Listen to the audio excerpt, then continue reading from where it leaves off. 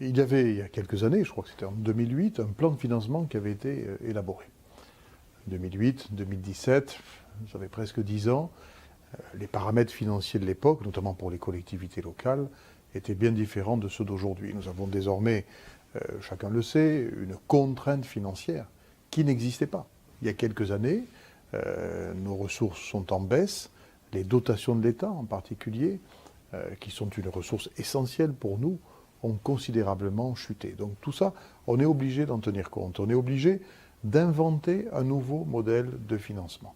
Alors, les présidents de région ont lancé l'idée d'une étude des modèles de financement qui existent dans des pays étrangers, en Italie, au Japon. Effectivement, moi je suis ouvert à ça. On peut regarder ce que font les autres. Si les autres réussissent avec d'autres approches, pourquoi ne pas nous en inspirer?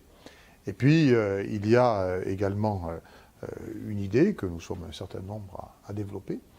C'est l'idée que, comme on va avoir une infrastructure qui va durer des décennies, l'État puisse, pour le financement, contracter un grand emprunt sur une très longue durée. D'habitude, les emprunts, c'est 20 ans, 25 ans, 30 ans maximum.